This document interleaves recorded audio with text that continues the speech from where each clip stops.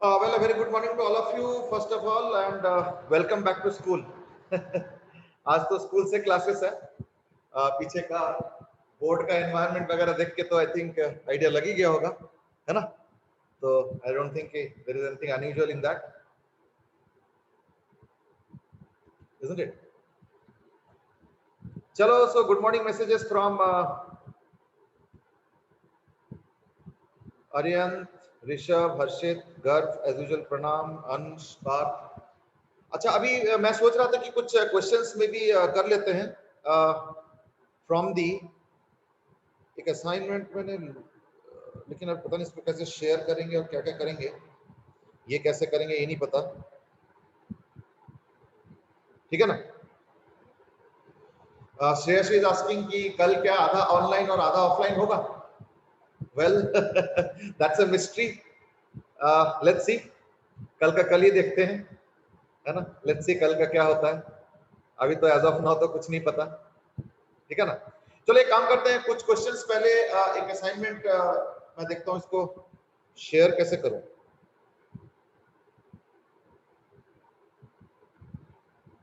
Share screen,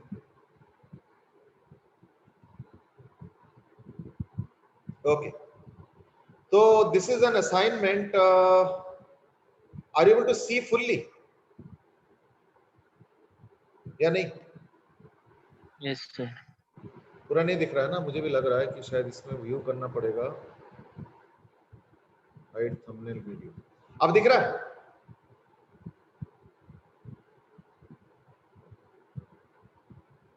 अब दिख रहा है क्या सर? फर्स्ट 5 क्वेश्चन दिख।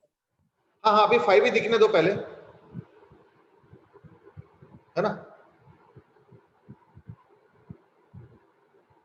इसमें एक दिक्कत ही आ जाती है कि I am not able to, इसका क्या तरीका हो सकता है? या मैं इसको ग्रुप में शेयर कर दूं? क्या करूं? बोलो आइडिया।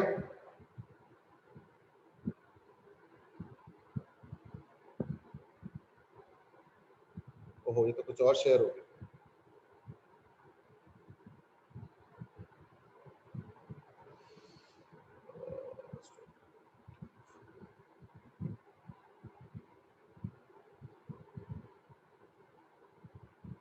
एक सेकंड जरा टॉप स्टॉप शेयरिंग करता हूँ, देखता हूँ पहले क्या होता है।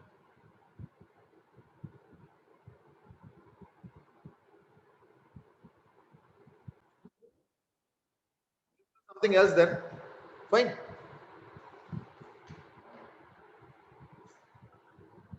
Okay, let's start electromagnetic waves। इसके ऊपर अब थोड़ा सा डिस्कशन शुरू करते हैं। देखो, इलेक्ट्रोमैग्नेटिक वेव्स में क्या होता है कि it is basically electric and a magnetic wave oscillating coupled with each other. So therefore, it is an electric part of a wave and a magnetic part of a wave which are oscillating mutually perpendicular to each other. यही होता है electromagnetic wave. That's what electromagnetic wave is. अरियंत की क्या ये optics है? नहीं, optics नहीं, ये एक छोटा सा चैप्टर है जो कि एडवांस में तो नहीं है बट मेंस में है और बोर्ड में तो खैर है ही है, ठीक है? Electromagnetic waves. अब इलेक्ट्रोमैग्नेटिक वेव्स में क्या क्या है ना? दो चीजें है। Number one is what is called as displacement current.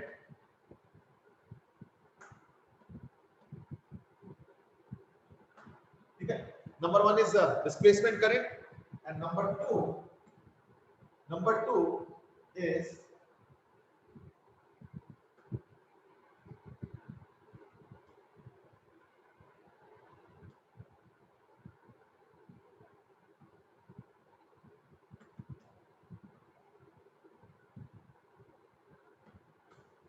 तो मेनली यही दोनों टॉपिक्स है।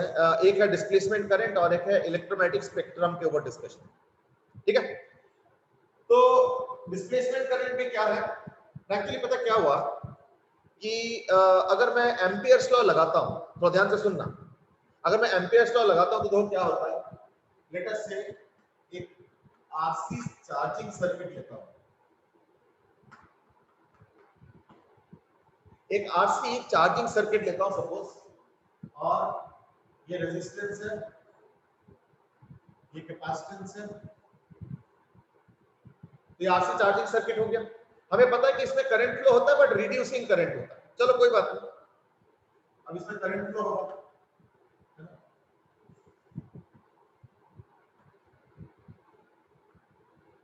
ठीक है, तो इसमें करंट फ्लो हो रहा है। अब एक काम करो, यहां पे सपोज तुम एम्पियर्स लॉ लगाने की कोशिश करो, यहां पे तो मैं एक काम करता हूं, यहां पे एक पाथ लेता हूं ऐसे करके, ये हो जाएगा एम्पीरियन पाथ,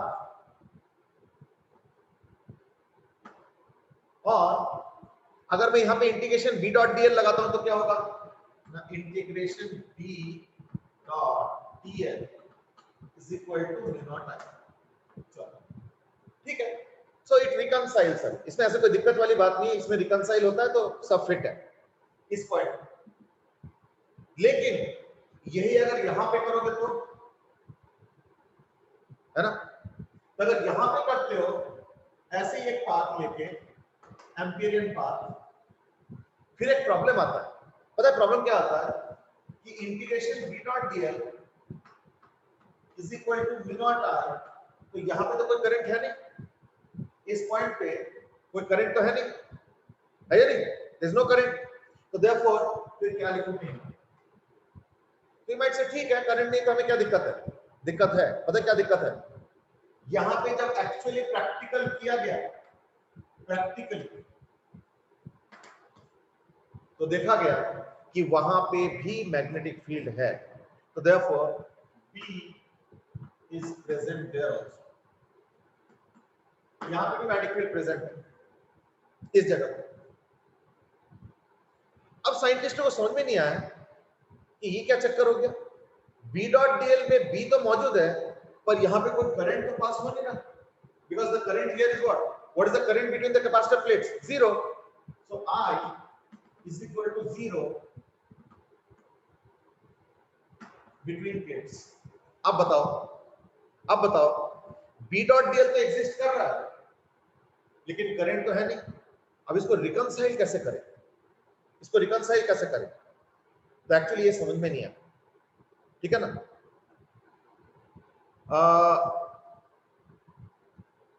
नाउ सक्षम has given an idea that is current होगा तो प्रैक्टिकली, क्योंकि J तो सिग्मा E से देखे तो देखो ये जो तुम कह रहे हो ये इनिशियली आइडिया नहीं था, इनिशियली आइडिया जो था वो था current, current means charge flow, charge flow तो हो नहीं रहा है ना, तो I is equal to 0 between this thing because as there is no charge flow, क्योंकि वहां पे कोई चार्ज फ्लो नहीं है, तो चार्ज फ्लो जब नहीं है इन दैट केस क्या होगा, I is equal to 0, simple, ठीक है, बिटवीन द प्लेट्स। एक बार देख लो अच्छे से। नाउ अरिहंत सेड कि ठीक है लेकिन magnetic field due to other wires तो हो सकता है, देखो मैं मना नहीं कर रहा, मैं ये नहीं कर रहा कि एक पॉइंट पे जो मैग्नेटिक फील्ड होता है वो उस वायर के वैसे होता है, प्रॉब्लम इज कि मैं इसको मैच कैसे कराऊं, ये तो आई का डेफिनेशन क्या है ना, उस एम्पीरियन पाथ के अंदर से जो करंट जा रहा है वो मैंने आई लिया है, और अंदर से कोई करंट तो जा नहीं रहा क्योंकि वहां पे तो कोई करंट ही नहीं है, बिकॉज वहां पे लाइक चार्ज फ्लो इज नील। यहां पे एक कॉन्ट्रडिक्शन टाइप का आ गया और साइंटिस्टों को समझ में नहीं आया कि इसमें क्या गड़बड़ हो रहा है, तो एक्चुअली रीथिंक करना पड़ा, एक्चुअली इस पूरी चीज को रीथिंक करना पड़ा और एम्पियर्स लॉ को मॉडिफाई करना पड़ा बाद में। अच्छा ये प्रॉब्लम सिर्फ वहीं पे नहीं आता है, और भी जगह आता है, जैसे मैं काम करता हूं, मैं यहां पे भी अगर कैलकुलेट करता हूं integration b dot dl v not I, I क्या होता है ना, तो उसके लिए एक आइडिया होता है इसका कि क्या मतलब एम्पियर्स लॉ का क्या आइडिया होता है, जरा समझो। ये जो I होता है ये क्या होता है, क्या उसके प्लेन को पार करना, थोड़ा अच्छे से समझो, क्या वो जो b डॉट dl का तुमने पाथ लिया है क्या उसके प्लेन को पार करना, नहीं, उसको लेके एक अगर कोई भी प्लेन बनाओ तो उसमें जो करंट जाएगा वो काउंट होगा। यानी अगर मैं एक मटके बना देता हूं, मैं एक मटका बना रहा हूं with this as the Amperian path, ये देखो ऐसे मटका, ये लो ऐसे मटका बना, तो अगर मैं ऐसे मटका बना दूंगा तो भी देखो ये प्रॉब्लम आ रहा है क्या कि ये करंट यहां से तो गया पर यहां पे एंड हो गया, तो इस मटके के थ्रू एक्चुअली देखा जाए तो कुछ भी नहीं पास हुआ, तो एक्चुअली एम्पियरियन पाथ में जो बी डॉट डी एल जो म्यू नॉट आई होता है ना, वो आई होता है which passes through the plane formed by this Amperian path. और वो प्लेन जरूरी नहीं कि प्लेन ही ऐसे हो, it could be a curved plane also, no problem, curved surface also. तो देयरफॉर अगर वो प्रॉब्लम यहां पे होता है, वो प्रॉब्लम सिर्फ कैपेसिटर प्लेट के बीच में नहीं होता है, बाकी जगह पे भी है। So therefore there is a problem. अब इसका रिजोल्यूशन कैसे होगा, सॉल्व कैसे करेंगे, दैट्स अ डिफरेंट मैटर, वो हमें सोचना है, ठीक है ना। अब देखते हैं कैसे रिजॉल्व करें, है ना। तो इसके लिए साइंटिस्टों ने शुरू में साइंटिस्टों ने इसको रिजॉल्व करने के लिए, नाउ क्रिशा इज आस्क्ड कि कर्व्ड पाथ में डीएल क्या लेंगे। नहीं डीएल चेंज नहीं हुआ, बी डॉट डीएल चेंज नहीं हुआ। पिछली बार जो मैंने दिखाया ऐसे करके, ये एम्पियरियन पाथ बन गया, तो ये वो मटका हो गया, तो इसमें बी डॉट डीएल चेंज नहीं हुआ, integration B dot DL change नहीं हुआ। आई का प्रॉब्लम आ गया, क्यों? क्योंकि आई अब इस सरफेस के थ्रू जो आई जाएगा वो लेना होता है, अब इस सरफेस के थ्रू कुछ गया ही नहीं, यानी इस केस में भी आई इज इक्वल टू 0 आ गया, लेकिन बी डॉट डीएल तो आएगा क्योंकि वहां पे मैग्नेटिक फील्ड डिटेक्ट किया जाता है। See detecting magnetic field here still can be understood, but detecting magnetic field here in between the plates is what was the big problem। ये शुरू में साइंटिस्टों को समझ में नहीं आया कि इसको एक्सप्लेन कैसे किया जाए, तो इसलिए साइंटिस्टों ने बोला एक काम करो, हम ना एक नया कंसेप्ट ऑफ करंट इंट्रोड्यूस करते हैं, and let's call it as a virtual current. क्या करें? Virtual current. चलो ठीक है, यानी अब क्या हो गया, अब हो गया मॉडिफाइड वर्जन ऑफ, यानी मॉडिफाइड, अब आ गया modified version of Ampere's law. क्या आ गया? वही B dot DL,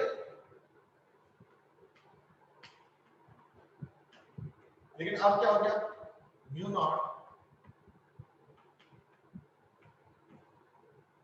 not I plus I B. तो आई क्या है ना, I is the real current due to flow of charge. तो आई हो गया real current due to flow of charge, और I we virtual current.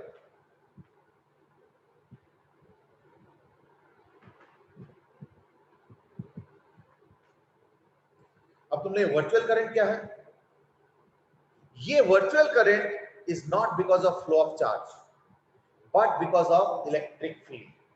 Now you might say electric field, variable electric field. So this is due to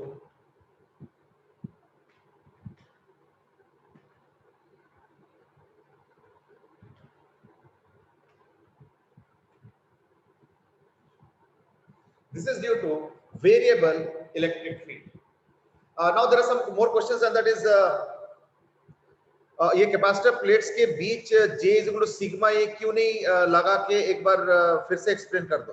ना मैंने ये नहीं बोला कि नहीं लगेगा, मैं कह रहा हूं वो इनिशियली साइंटिस्टों को उसके बारे में कोई आइडिया नहीं था। साइंटिस्टों को जो आइडिया था वो ये था कि charge flow is what is current, बस यही डेफिनेशन था और कुछ नहीं था, ठीक है ना। और ये जो कंसेप्ट ऑफ तुम बता रहे हो ये वर्चुअल करंट की तरफ बता रहे हो, तो वो मैं भी डिस्कस करूंगा, so we are going to discuss virtual current, don't worry. दूसरा, सो मैं आस्क कि वो प्लेन सिमेट्रिकल होने की जरूरत नहीं क्या? नहीं, ये हम मटका भी बना सकते हैं। It's not a plane actually, it's a surface, so this is surface.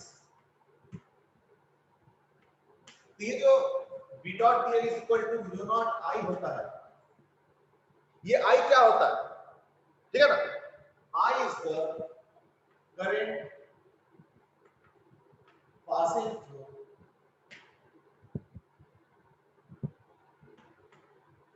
the surface created by the Amperian path.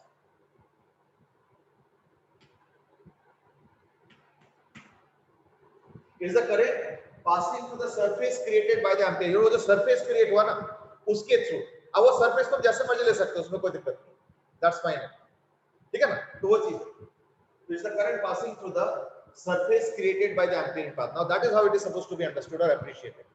लेकिन उसमें भी दिक्कत आ रहा है, क्यों? क्योंकि अगर मैं कैपेसिटर प्लेट के बीच में ले लेता हूं तो सरफेस के थ्रू तो इफेक्टिवली कोई करंट तो पास हुआ नहीं, तो फिर तो जीरो लेना चाहिए, लेकिन बी डॉट डीएल तो एग्जिस्ट कर रहा है क्योंकि बी नॉन जीरो है. So that's the overall problem that we are getting. ठीक है ना?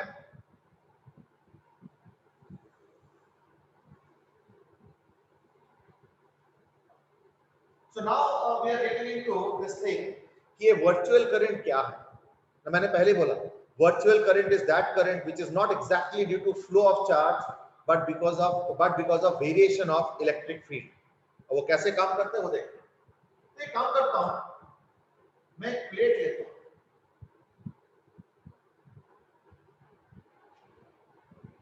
ये कैपेसिटर प्लेट है, सपोज दो सर्कुलर प्लेट ले रहा हूं और इसमें जो चार्ज है वो है क्यू.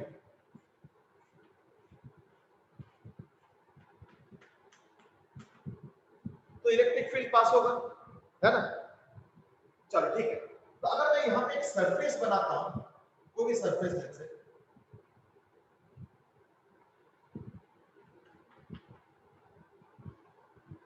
इस सरफेस के through electric field lines pass हो रहा, ठीक है? यानी इस सरफेस का एक फ्लक्स होगा, इस सरफेस का एक फ्लक्स होगा. और हमें पता है फ्लक्स कितना होगा ना, जितना क्यू चार्ज है उससे नंबर ऑफ लाइंस जो निकलते हैं वही फ्लक्स है. तो इस सरफेस के थ्रू कितना फ्लक्स जाएगा? q by epsilon naught. So therefore that will be equal to q by epsilon naught. ठीक है? चलो, तो therefore we can write q is equal to epsilon naught into phi e, यानी electric flux. देखो charge कितना हो गया फिर, यानी चार्ज कितना हो गया? epsilon naught into phi e.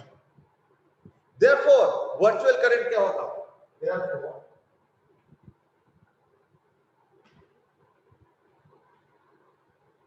virtual current will be treated as this dq dt.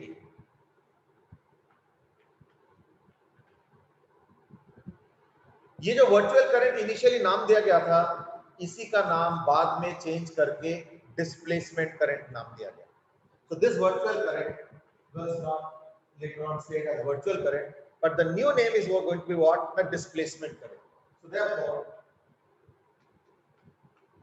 displacement current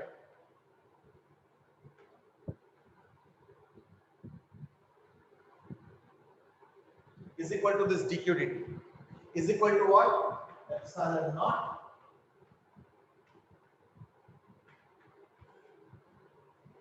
और ये जो फ्लक्स चेंज होता है ये किस लिए चेंज होता है? इलेक्ट्रिक फील्ड के चेंज की वजह से. यानी रियल फ्लो ऑफ चार्ज नहीं हुआ, रियल फ्लो ऑफ चार्ज नहीं हुआ, लेकिन क्योंकि इलेक्ट्रिक फ्लक्स बदल रहा है, so that was somehow treated as some kind of a current. तो वो जो चीज है dq dt that is now defined as epsilon naught into rate of change of electric flux. Now you might see, तो बड़ा अजीब सा चीज है, इसमें तो करंट है ही नहीं और ये करंट के जैसे काम कर रहा है ना. देखो इनिशियली तो ऑब्वियसली हर एक को ऐसे लगता है कि ऐसे क्यों कर रहे हो, बट जब इसके ऊपर ट्रायल किया गया, एक्सपेरिमेंट किया गया और प्रैक्टिकली इसको चेक किया गया, देखा कि ये बिल्कुल सटीक काम कर रहा है. यानी अब करंट दो टाइप का होगा. एक है करंट जो कि रियल फ्लो ऑफ चार्ज से बनेगा, विच इज dq dt, उसमें कोई दिक्कत नहीं. और एक होता है जिसमें एक वेरिएबल इलेक्ट्रिक फील्ड अगर किसी सेक्शन से पास हो रहा है, which means a variable flux basically उस section से या उस area से, that is now also going to be treated as current and that will be treated as virtual current. और इसी से finally reconcile हुआ था कि एम्पियर्स लॉ हर जगह काम करता है और वो कैपेसिटर प्लेट के बीच में भी काम करेगा और उससे reconcile भी होगा. यानी finally क्या होगा? Therefore finally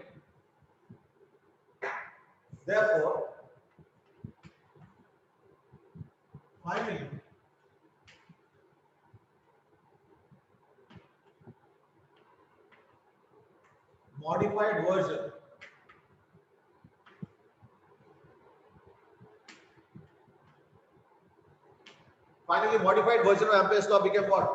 The integration B dot dl is equal to mu naught I plus, now this will be called as ID, AID, displacement current. और वो क्या हो गया फिर, which implies integration P dot PL is equal to mu naught I. ये I अगर real वाला है तो, अगर नहीं है तो सिर्फ वर्चुअल करंट, वो भी चलेगा, यानी रियल भी हो सकता है, वर्चुअल भी हो सकता है, दोनों भी हो सकता है, तो फाइनल शेप ही आ गया, and that is epsilon naught into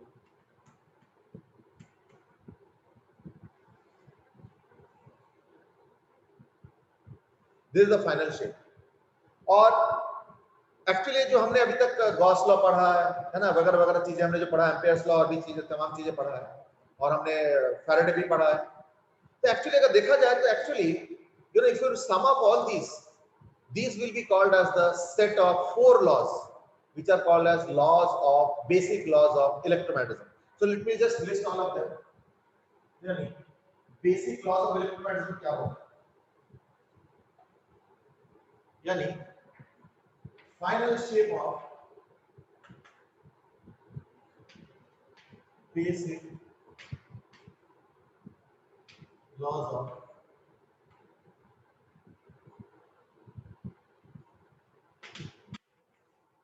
और इसमें देखो जबरदस्त सिमेट्री है ना, वो क्या है, integration E dot dA is equal to Q inside by epsilon naught. दूसरा इंटीग्रेशन, ये दोनों ही ओवर ए क्लोज सरफेस है, इज इक्वल टू, बताओ जरा क्या होगा, इंटीग्रेशन B डॉट dA क्या होना चाहिए.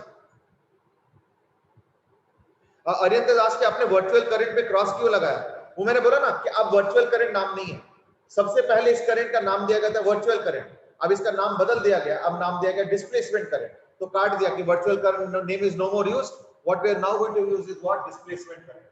तो इसको बोलेंगे डिस्प्लेसमेंट करंट.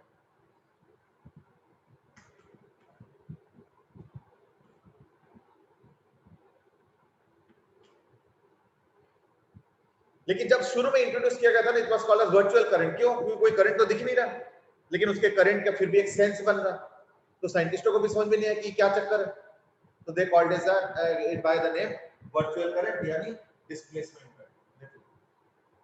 हाँ जी, इंटीग्रेशन B डॉट dl क्या होना चाहिए, B डॉट ds क्या होना चाहिए, right hand side fill up करो.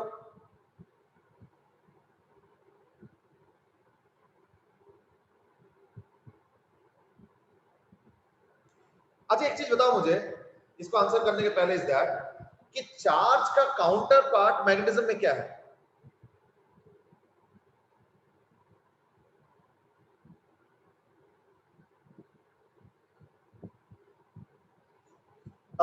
Well, I've got one answer and that is current.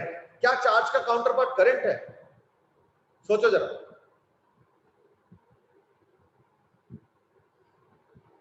Charge का काउंटर पार्ट क्या करंट है.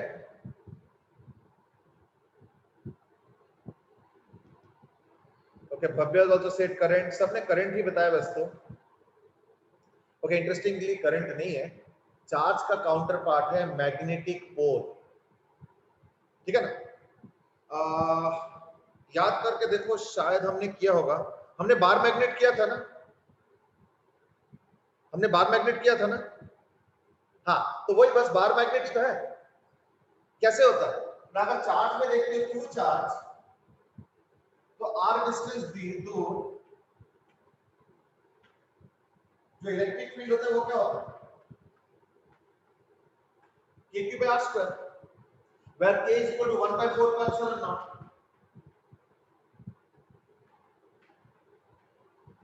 और मैग्नेट में क्या होता है, अगर पोल स्ट्रेंथ m होता है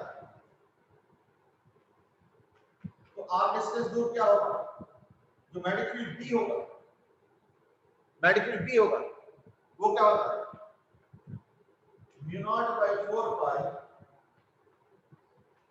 m by r square. इसलिए मैंने क्या बोला, काउंटर पार्ट. तो चार्ज का काउंटर पार्ट कौन है, magnetic pole.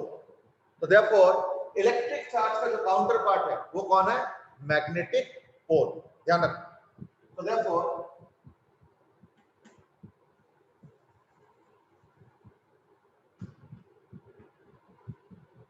therefore you have B dot dA is equal to, अब देखो जैसे इसमें Q इनसाइड होता है तो इसमें क्या होना चाहिए, है ना, तो इसमें क्या होना चाहिए, मैग्नेटिक पोल। लेकिन ये बताओ कि मैग्नेटिक पोल क्या सेपरेट कर सकते हो, नहीं कर सकते हो ना। यानी जैसे चार्ज हम लोग क्या कर सकते हैं, प्लस को अलग कर सकते हैं, माइनस को अलग कर सकते हैं। We can separate positive and negative charges, but can we separate poles, magnetic poles? The answer is no. इसका मतलब क्या हुआ कि इसके हो जाएंगे इक्वल टू 0। ठीक है, क्यों?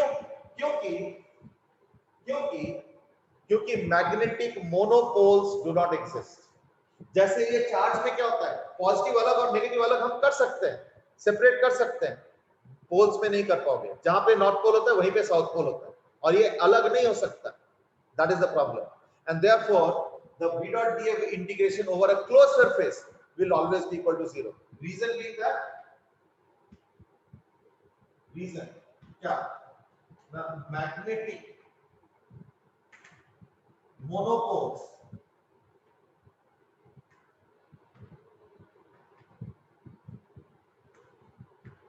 do not exist। ठीक है, ये हो गया सेकेंड लॉ। थर्ड लॉ,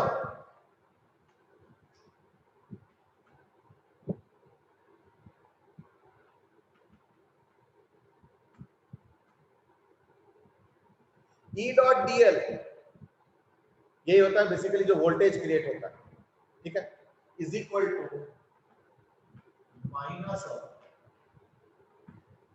जो ईएमएफ नहीं होता है जिसको हम लोग लेंजेस लॉ कहते हैं, है ना, वो क्या है ना, E dot dl वही वोल्टेज होता है, पोटेंशियल डिफरेंस जो क्रिएट होता है, that is equal to what, minus of d phi dt, but this is what, d phi b dt, यानी मैग्नेटिक फ्लक्स का रेट ऑफ चेंज। और लास्ट में integration v dot dl is equal to mu naught into I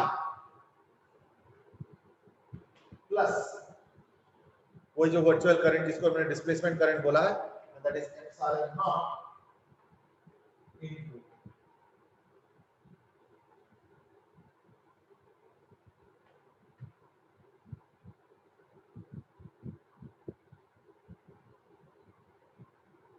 d phi e dt।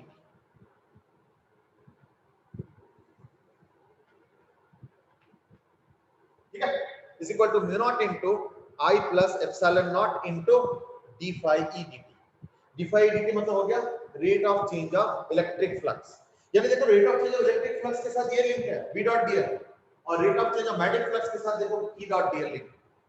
यानी देख रहे हो कि like nature में जबरदस्त सिमेट्री है, हर एक का देखना कुछ ना कुछ काउंटर पार्ट है। तो जैसे rate of change of magnetic flux का है, ऐसे rate of change of electric flux का भी है। वो देखो ये मैग्नेटिक फ्लक्स के साथ लिंक हो रहा है e डॉट dl, और ये इलेक्ट्रिक फ्लक्स के साथ लिंक हो रहा है v डॉट dl। ठीक है, मैथमेटिक्स थोड़ा सा अलग होगा, वो तो ऑब्वियस है, कहीं कांस्टेंट कुछ होता है, कहीं कुछ और कांस्टेंट होता है, वो एक अलग मामला है, वो तो एक अलग चीज है। But at least there is a lot of symmetry within the four laws of electromagnetism, almost counterpart. ये इलेक्ट्रिकल, ये मैग्नेटिक, ये इलेक्ट्रिकल, ये मैग्नेटिक, ये इनके आपस में काउंटर पार्ट। और ये क्रॉस है, कैसे, ये इलेक्ट्रिक वाला मैग्नेटिक पे डिपेंडेंट है, और ये मैग्नेटिक वाला देखो इलेक्ट्रिक पे डिपेंडेंट है। So that's the cross dependency. और ये इलेक्ट्रिकल वाला चार्ज पे, मैग्नेटिक वाला मैग्नेटिक पोल, और मैग्नेटिक पोल एक्सिस्ट नहीं कर सकते, इसलिए हो जाएगा 0। नाउ दैट इज मोर और less the structure of laws, basic laws of electromagnetism. ठीक है, अब हम आते हैं आईडी यानी डिस्प्लेसमेंट करंट का कैसे होता है, तो उसका देखते हैं। अभी मैंने जो एग्जांपल दिया था ना, circular capacitor, let's look at that.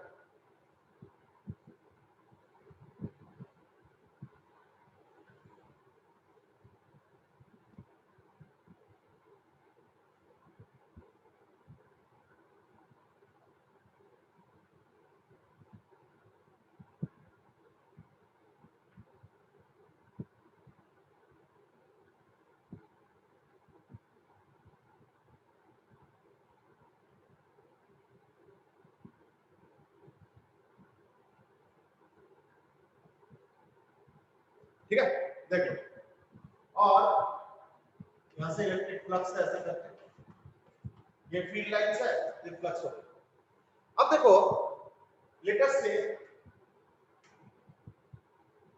यहाँ पे चार्ज है q और वो चार्ज बदल रहा है, so therefore there is a dq dt also in q dot, so this charge is changing, so q is a variable charge.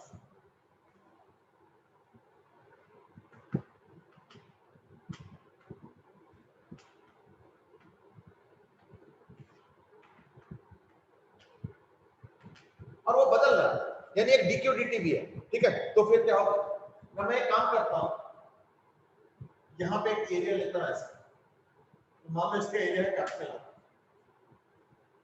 ठीक है। तो मैं एरिया ऐसे लूंगा, इन दैट केस क्या होगा, integration b dot dl is equal to mu not into epsilon naught into d phi dt। यही है, क्यों, क्योंकि इसके बीच में कोई रियल करंट तो है नहीं, तो इसके बीच में ये वाला करंट तो है नहीं, रियल वाला, तो रियल वाला करंट जीरो है, तो इससे वही बचा इस केस में, सिर्फ इसी केस की बात कर। तो therefore you can write integration b dot dl will become b into 2 pi capital R, b into 2 pi capital R। मैं बिल्कुल edge of the periphery of the metric periphery of the capacitor plate पे calculation कर रहा हूं, तो ये आ जाएगा equal to mu not into epsilon naught into d phi dt। अब फ्लक्स क्या होगा, q by एप्सिलॉन नॉट, ये जो फ्लक्स पास हो रहा है इसके थ्रू ये क्या होगा, इसका फ्लक्स क्या होगा, q अपॉन एप्सिलॉन नॉट, तो d phi dt क्या हो जाएगा, तो यानी d phi dt क्या हो जाएगा ना 1 by epsilon naught into dq dt, है या नहीं। so this will become into 1 by epsilon naught into dq dt, यानी p is equal to mu naught into q dot, dq dt मतलब q dot by 2 pi capital। यानी अगर दो circular plates लेते हो और उस प्लेट के बीच में अगर कोई पेरिफेरी पे मैग्नेटिक फील्ड निकालना चाहते हो तो उसका वैल्यू आ गया, कितना आ गया, mu not into q dot, ठीक है, mu naught into q dot by 2 pi capital. देखो आई होप दैट्स ओके ना। चलो अब एक काम करते हैं,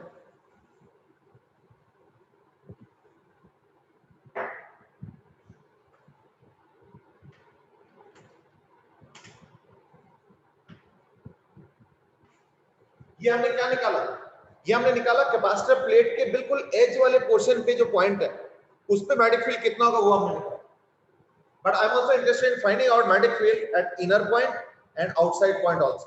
अब मैं इंटरेस्टेड हूं to find out the magnetic field somewhere here at a distance of let's say small r, यानी सेंट्रल लाइन से स्मॉलर डिस्टेंस दूर अगर निकालना चाहते तो फिर क्या करोगे, चलो ठीक है देखते हैं।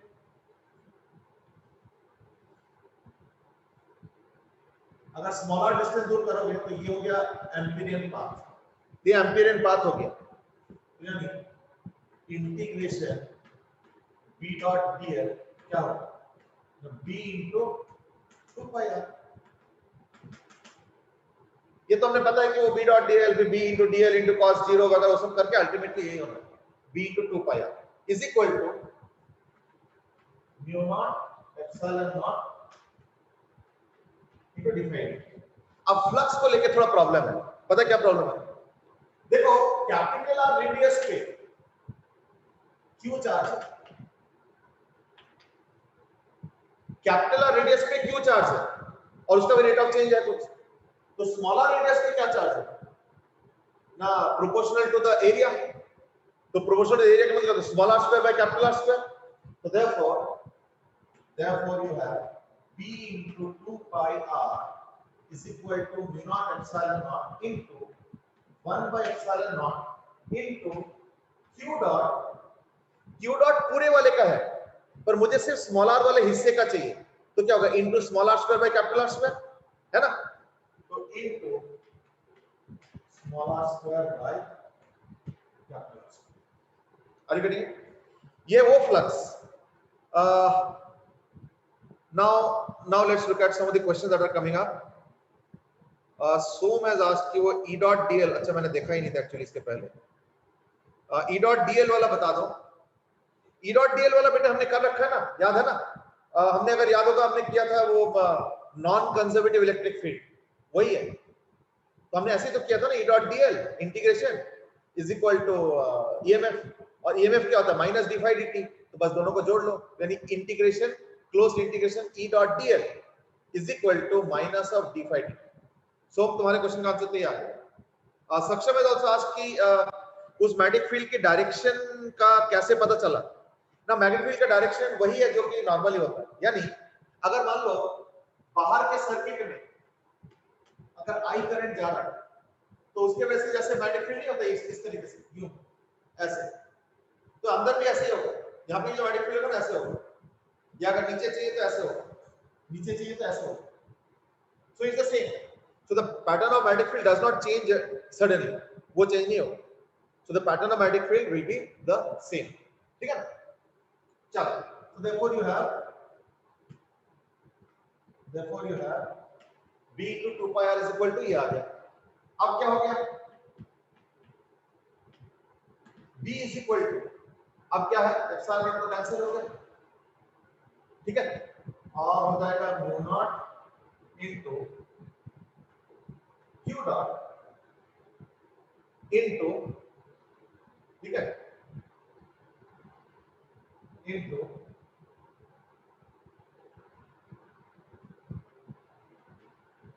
एक आर भी कैंसिल कर दो.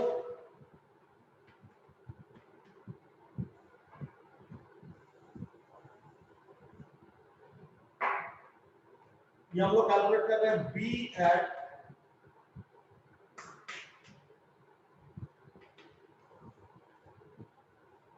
ये हम लोग कैलकुलेट कर रहे हैं B at a inside point. तो कितना आ गया mu naught q dot by 2 pi capital R into small r by capital R. अच्छा इसका फॉर्मेटिंग मैंने इस तरह से लिखा है जानबूझ के. क्यों? क्योंकि देखो ये है magnetic field at the surface या एज पेरिफेरी. ये देखो mu naught q dot by 2 pi capital R is the magnetic field at the periphery. बिल्कुल पेरिफेरी पे जो मैग्नेटिक फील्ड है वो है mu naught q dot by 2 pi R. वही देखो उसी फॉर्मेटिंग से लिखा. यानी अंदर क्या हो गया ना, मैग्नेटिक फील्ड कितना बनेगा ना, पेरिफेरी का magnetic field into radius fraction. अब बताओ जब हम लोग सॉलिड सिलेंडर के अंदर मैग्नेटिक फील्ड करते हैं doesn't it turn out to be the same? यानी उस मामले में अगर देखा जाए तो यहाँ पे एग्जैक्टली सेम वेरिएशन का पैटर्न दिख रहा है. यानी चीजें काफी सिमेट्रिक है, काफी सिमिलर है. There is nothing much different है. Next is from Aryan has asked कि सर हमें डायरेक्शन ऑफ B कैसे पता चला बिटवीन प्लेट्स. अच्छा same question in fact. Saksham has asked कि ऐसा क्यों? ये देखो हम लोग रियल करंट को वर्चुअल करंट से अलग तरीके से सोच रहे हैं, देख रहे हैं, समझ रहे हैं, बट ऐसे नहीं है. Virtual current is like real current only, like real current only in terms of magnetic field. तो अगर मान लो यहाँ पे चार्ज फ्लो हो रहा है और यहाँ पे फ्लक्स ऐसे जा रहा है, तो therefore that is also being treated like current. तो उसी डायरेक्शन का करंट मानते हुए आप मैग्नेटिक फील्ड निकालो अलग अलग जगह पे, वही चीज. यानी यहाँ पे आईडी का डायरेक्शन भी यही है, यानी इसके अंदर जो डिस्प्लेसमेंट करंट है उसका भी डायरेक्शन यही है, यही डायरेक्शन है आईडी. और उस हिसाब से हम लोगों ने किया एंड अकॉर्डिंगली हमने जो है B at the inside point निकाला. तो कैसे निकला? तो मैं देख रहा हूं कि B is proportional to small r. समझ आ गया? यानी B is not proportional to small r का मतलब क्या हुआ कि लीनियरली वेरी करेगा. So therefore magnetic field varies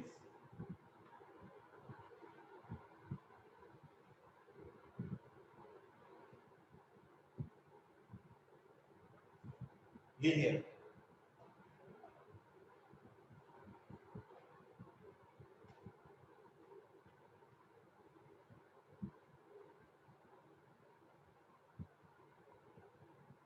ये लेकिन कहां पे? इनसाइड है ना, B proportional to R inside.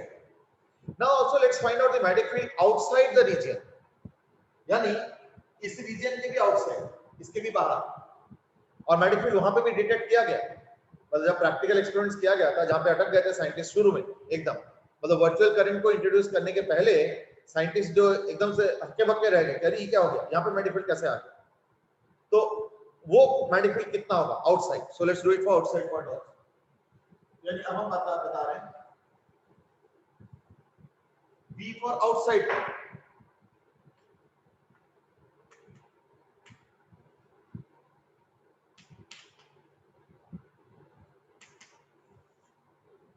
अब हम जानना चाहते हैं magnetic field for outside points.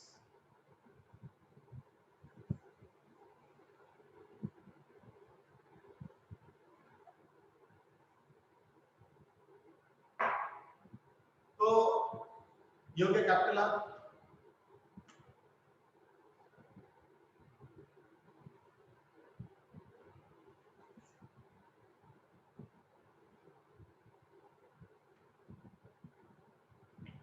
ठीक है, और इस पे ऐसे होगा.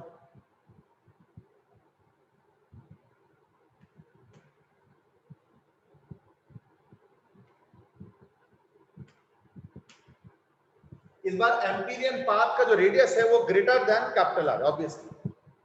यानी आर, क्यों? क्योंकि हमें तो आउटसाइड पॉइंट का निकालना है. तो आउटसाइड पॉइंट का जो डिस्टेंस होगा ऑब्वियसली सेंटर से कैपिटल आर जो प्लेट का जो पॉइंट है उससे ज्यादा होगा. तो यानी प्लेट पे प्लस क्यू माइनस क्यू और एक क्यू डॉट भी एग्जिस्ट है ना.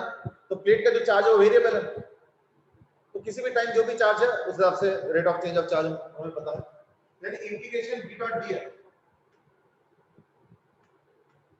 क्या हो जाएगा, dot dot b into 2 pi small r. ये तो एक्सपेक्टेड है.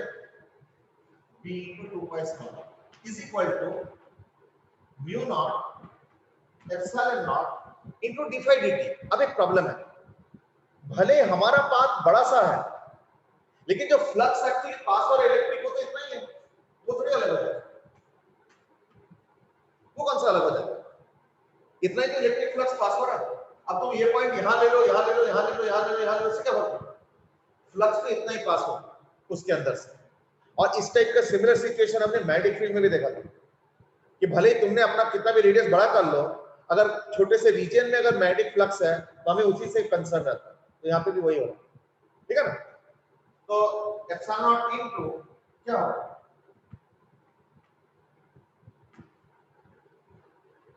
क्यू बाय एप्सिलॉन चार्ज हो गया, sorry Q by epsilon flux हो गया, और डी फाई dt क्या होगा, Q dot by epsilon not. तो एप्सिलॉन का कैंसिल हो गया. ये एक्चुअली इलेक्ट्रिक फ्लक्स वाला, this is actually the D phi dt. तो डी फाई e dt को मैंने लिख दिया q dot by epsilon. I think that's a valid one. ये कैंसिल हो गया. तो अब देखो क्या आएगा,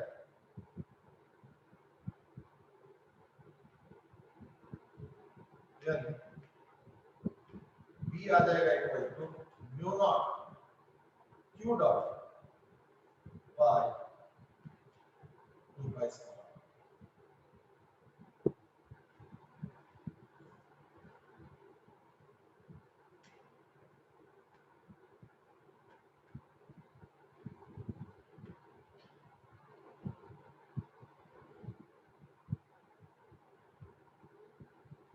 ठीक है. So b is equal to mu not q dot by 2 by small.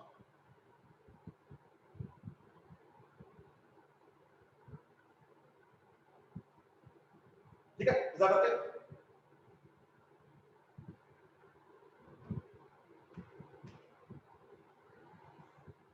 Please अभी यानी यहां पे क्या हो गया, देयरफॉर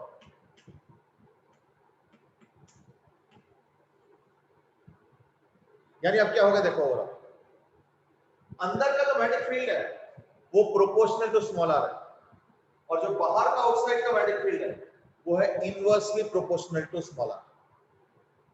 यानी isn't it very similar to what a solid cylinder would behave? Solid cylinder का भी तो ऐसे ही होता है ना कि जो अंदर वाला होता है वो होता है प्रोपोर्शनल टू स्मॉल आर, और बाहर वाला होगा inversely proportional to small R.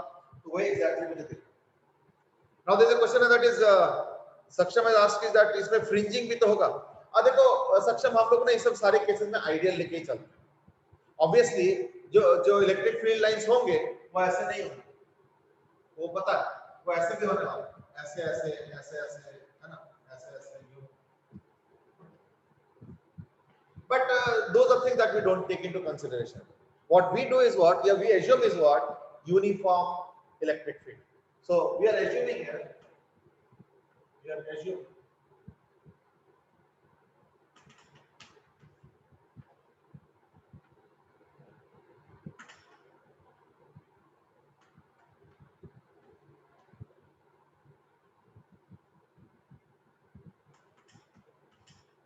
यानी फ्रिंज इफेक्ट्स या कोई और डिस्टॉर्शंस नहीं है, हम लोग यही अज्यूम करके चल रहे हैं। तो that has to be done, क्योंकि फ्रिंज इफेक्ट्स का ना, फ्रिंज इफेक्ट्स का कोई मैथमेटिक्स नहीं होता है कि इतना इफेक्ट होगा उतना इफेक्ट होगा, वी डोंट नो। इसके फ्रिंज इफेक्ट्स को तो हम लोग नेग्लेक्ट कर रहे हैं। So we are assuming that there is no fringe effects और other distortions, that's what we are assuming, ठीक है ना। चलो, यानी अगर मैं अब एक मैग्नेटिक फील्ड का वेरिएशन का ग्राफ बनाऊंगा,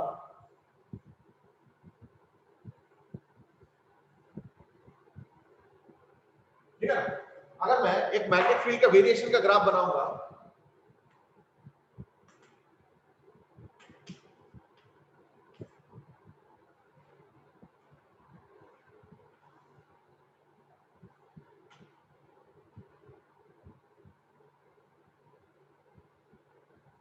तो कैसे बनेगा, इधर मैग्नेटिक फील्ड और इधर पोजीशन।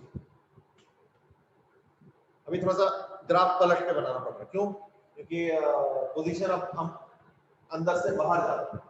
या तो एक काम करते, प्लेट्स पे ऐसे ना लेते, अगर ऐसे लेते तो शायद नॉर्मल जैसे ग्राफ होता है वैसे बनाते, ठीक है ना, बट इसलिए बना देते हैं कभी कभी ऐसे।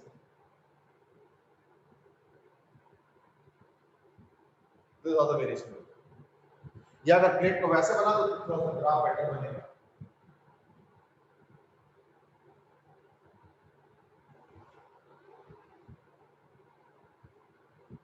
ठीक है, बिल्कुल सेंटर पे 0, तो this is B and this is the position, ठीक है, और इस तरीके से।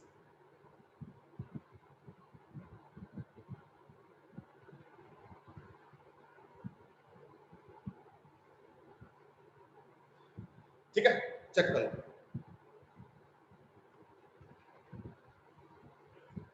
This is the variation of magnetic field with position.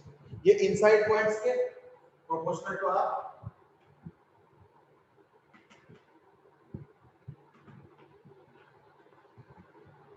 this for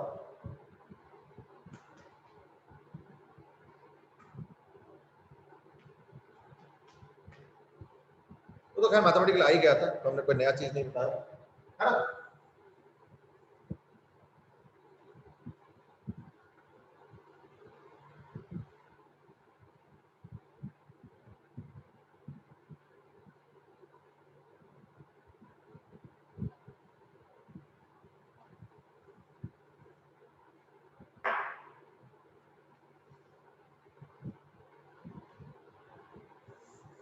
Okay, so that was the variation. I can now rub it off. Any question? चलो, कोई question तो नहीं है।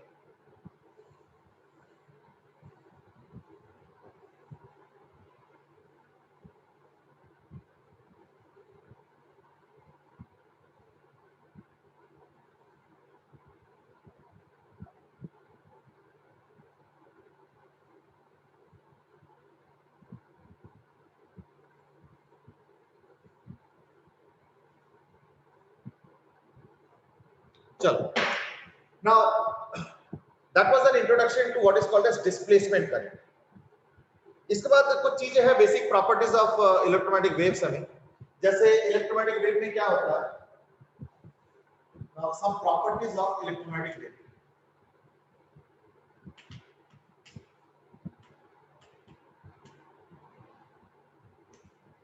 Number one is that the plane of oscillation of the magnetic field, the plane of oscillation of the electric field, and the direction of propagation. These are three mutually perpendicular things. यानी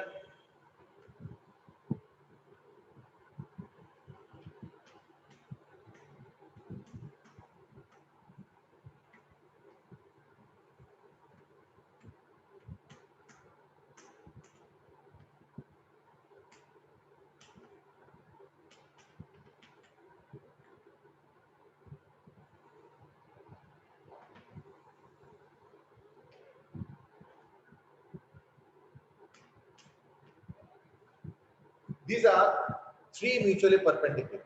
ठीक है, तो मतलब क्या हुआ, अगर मान लो ये हो गया इलेक्ट्रिक फील्ड का वेरिएशन, ये सपोज है एक्स वाई प्लेन है, सपोज इलेक्ट्रिक फील्ड का वेरिएशन, ठीक है।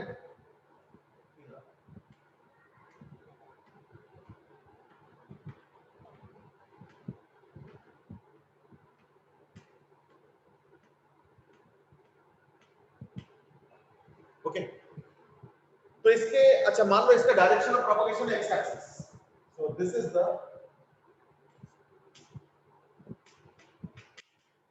डायरेक्शन ऑफ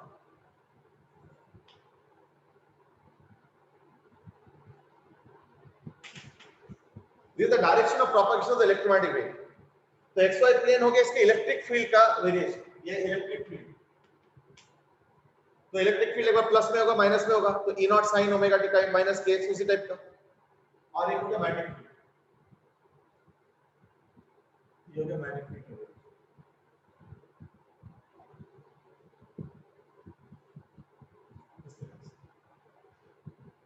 तो ये हो जाएगा इसका म्यूचुअली परपेंडिकुलर, यानी ऐसे,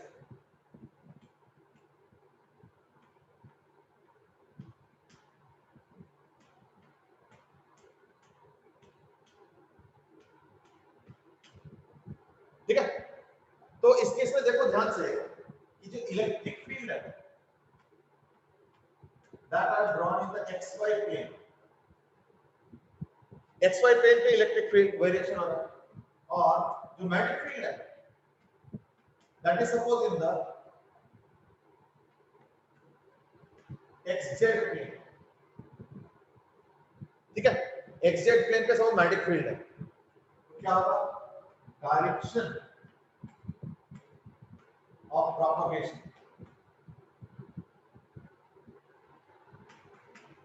क्या हो जाएगा ना, X axis, the direction of propagation is the X axis. अभी कैसे डायरेक्शन ऑफ प्रोपगेशन डिसाइड होता है ना, it is according to E cross B is the direction of propagation. ये देखो E का और B का वेरिएशन, ये देखो E, और ये तो एक्सजेड प्लेन पे है, तो देखो E क्रॉस B, ये देखो डायरेक्शन ऑफ प्रोपगेशन की वेरिएशन, ठीक है।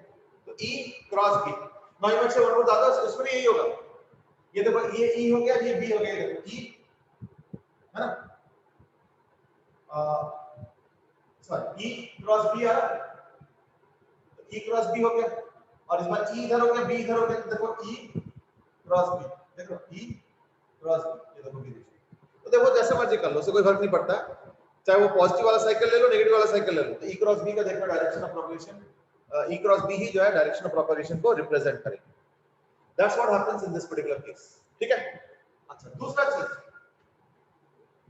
देखो, इलेक्ट्रिक फील्ड का भी एक इलेक्ट्रिक फील्ड एनर्जी डेंसिटी होगा, मैग्नेटिक फील्ड का भी एक मैग्नेटिक फील्ड एनर्जी डेंसिटी होगा, है ना, और दोनों को कंबाइन करके एक ओवरऑल इस पूरे जो इलेक्ट्रोमैग्नेटिक वेव है उसके एक एनर्जी डेंसिटी होगा, ठीक है। तो कैसे होगा ना, देखो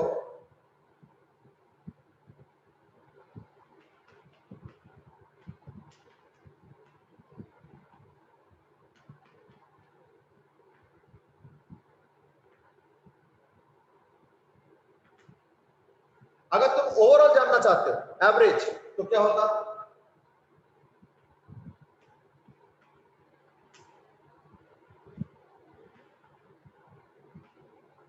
एवरेज, ठीक है। और क्या ना, half epsilon not, sorry half mu naught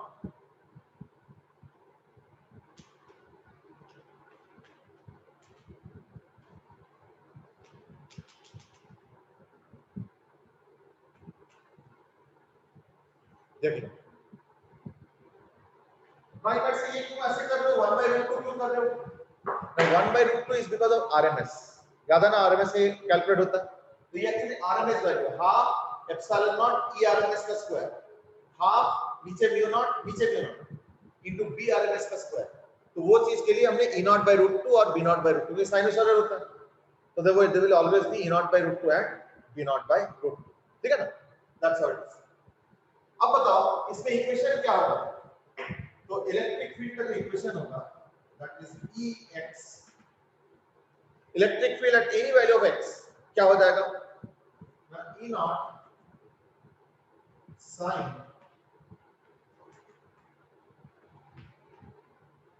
omega T minus के एक्स, किसी भी पॉइंट पर इलेक्ट्रिक फील्ड चाहिए तो। सिमिलरली मैग्नेटिक फील्ड भी निकलेगा, magnetic field at any X will be equal to what? v not, तो ये हो गया e नॉट, सिमिलरली ये हो गया v नॉट, ये v नॉट ही होगा सब जगह,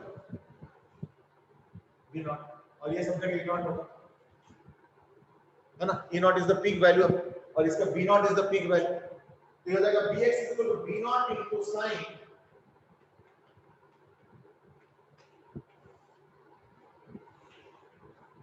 ये होगा इनका ट्रैवलिंग वेव इक्वेशन, क्योंकि इलेक्ट्रिक फील्ड का हर जगह देखो अलग अलग वैल्यूज है, x के साथ भी वेरी कर रहा है, एट ए टाइम अगर देखा जाए तो x के साथ भी वेरी कर रहा है, और एट एन x अगर देखेंगे तो अलग अलग टाइम पे वेरी कर रहा है, so there is a variation due to x as well as t, तो इसके x और t दोनों का फंक्शन है, और कंबाइंड फंक्शन क्या हो गया ना, ex equal to e not sin omega t minus kx and bx is equal to b not sin omega t minus kx। देखो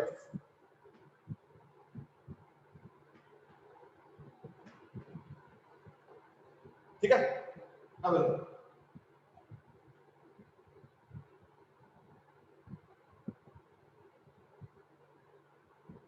okay, so these are some of the features of electromagnetic waves. Not only that, third, ये third था, fourth, अभी मैंने थोड़ी देर पहले electric field और magnetic field के energy density और एवरेज का बताया, है ना?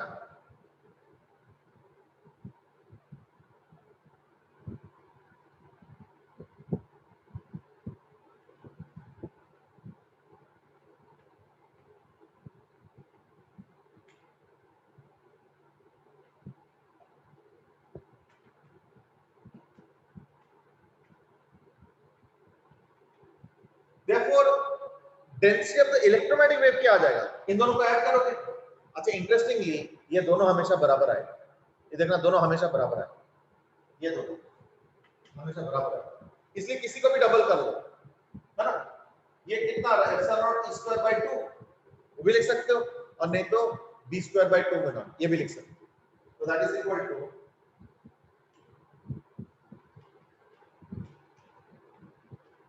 ये भी लिख सकते हो, क्योंकि हाफ और हाफ मिलके 1 हो गया, तो ये या तो e नॉट के फॉर्म में लिखो या तो b नॉट के फॉर्म में, and that can also be written as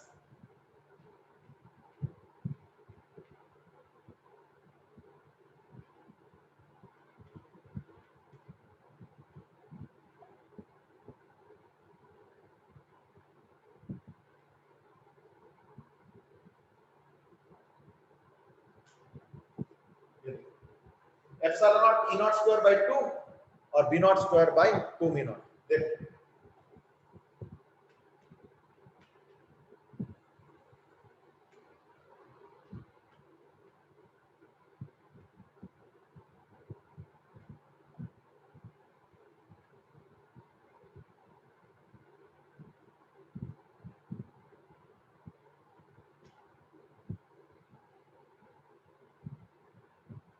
ठीक है,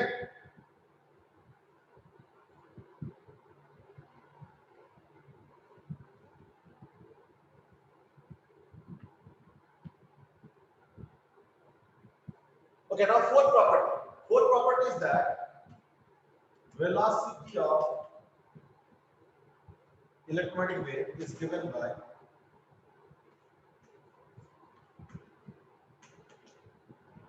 1 upon under root of mu naught epsilon naught in air or vacuum।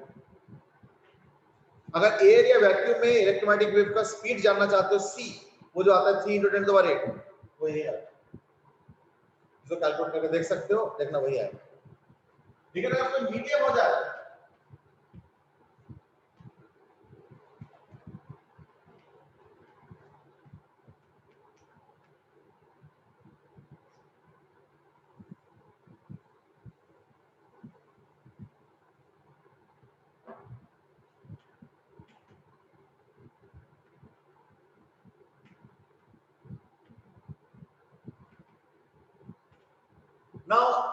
इसमें से एक प्रॉपर्टी हमने अभी पढ़ा नहीं है, कर लेंगे in due course of time. ये वाला क्या है, ये दोनों ही मीडियम का प्रॉपर्टी है। लिख लो मीडियम का प्रॉपर्टी क्या प्रॉपर्टी है, epsilon R is equal to relative permittivity.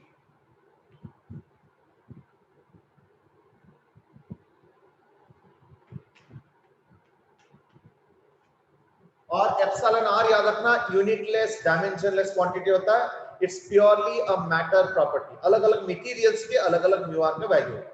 जैसे एप्सिलॉन नॉट और म्यू नॉट यूनिवर्सल कांस्टेंट है, तो mu R is a material property, epsilon R is a material property. ये होता है रिलेटिव परमिटिविटी। जैसे इलेक्ट्रोस्टैटिक्स में हम लोग परमिटिविटी वर्ड यूज करते हैं, ऐसे मैग्नेटिज्म में हम लोग कभी कर लेंगे एक दिन, ऐसे मैग्नेटिज्म में होता है परमिएबिलिटी। तो these are like things we have to remember। तो म्यू आर हो गया रिलेटिव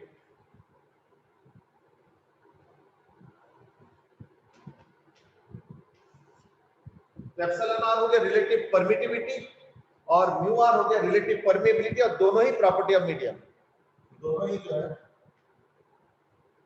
प्रॉपर्टी ऑफ मीडियम, और दोनों ही देखना डायमेंशनलेस क्वांटिटी। ठीक है, बोथ आर डायमेंशनलेस।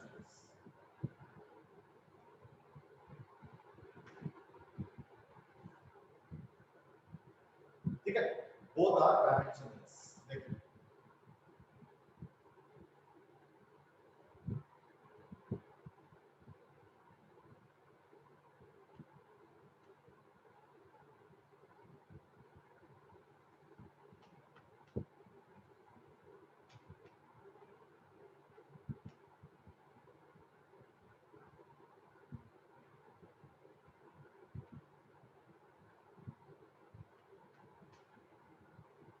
ठीक है, so epsilon r is equal to relative permittivity and mu r will be equal to relative permeability। देखो now Aryan has asked कि field energy density बराबर क्यों होंगे, तो एक्चुअली अभी हम लोग करेंगे। एक्चुअली पता क्या है, c का जो वैल्यू होता है ना, that is also equal to, ये पता चलेगा c is also equal to E naught by V naught। ठीक है, अब तुम इनको कनेक्ट कर सकते हो, और c is equal to this, तो किसी को भी लिख दो, जैसे E naught स्क्वायर की जगह B naught के टर्म्स में लिख लो, E naught स्क्वायर की जगह B naught के टर्म्स में लिख लो, और B naught और E naught को कनेक्ट करो इससे, क्योंकि स्पीड ऑफ लाइट से कनेक्टेड है, देखो म्यू नॉट एप्सिलॉन। तो करके देख लो, आराम से प्रूव हो जाता है that they will be equal. Just connect this three, ये वाला और इनमें से इन तीनों को कनेक्ट करके देखो, और देखना तुम खुद ही पता चल जाएगा तुमको कि ये दोनों बराबर होते हैं। You will get it yourself. ठीक है, चलो actually this part is a little in the sense कि फैक्चुअल वाला ही पार्ट है। इसके ऊपर एक इलेक्ट्रोमैग्नेटिक स्पेक्ट्रम भी है, वो भी सारा कुछ फैक्चुअल ही है, इन द सेंस कि याद करने वाला चीज है। और ये चैप्टर देखो एडवांस पे तो नहीं है, लेकिन एक तो 3 नंबर के क्वेश्चन आता है बोर्ड्स में, और साथ में मेंस में भी क्वेश्चन आ जाते हैं कई बार, तो देयरफॉर उसके लिए भी तैयारी चाहिए। तो लाइक मैंने करा दिया, अदरवाइज तो इसका कोई इतना कुछ खास जरूरत नहीं है। एक्सक्यूज मी सर, ये चैप्टर ही नहीं। हाँ कुछ बोल रहे थे सर कल ऑनलाइन क्लासेस भी होंगी? आप देखो एज ऑफ नाउ तो जो इन्होंने बताया इज दैट कि ऑफलाइन का ही कल चल रहा है, बाकी कुछ और अगर डिसीजन अगर सर नोटिस में भी कुछ क्लियर नहीं है कि मतलब कि ऑनलाइन और ऑफलाइन साथ में होंगे या नहीं। एक्चुअली देखो एज ऑफ नाउ जो डिसाइड हुआ है वो सिर्फ ऑफलाइन ही है, बट देखते हैं शाम तक क्या डिसाइड करते हैं, so that will be management decision है। I think it will depend on the responses also, ये रिस्पांसेस कैसे आ रहे हैं और तो शायद उसके बेसिस पे कुछ डिस्कस करेंगे और डिसाइड करेंगे।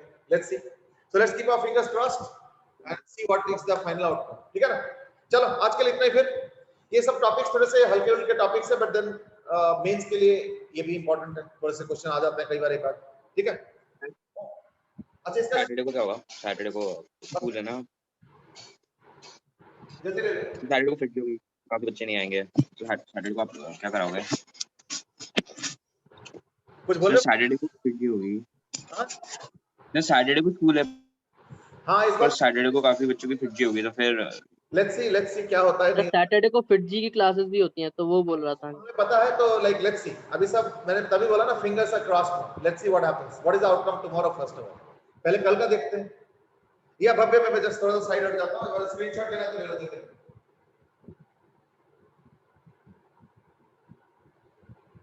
चलो ठीक है, so I've taken the screenshot I hope. चलो I think now let's finish here.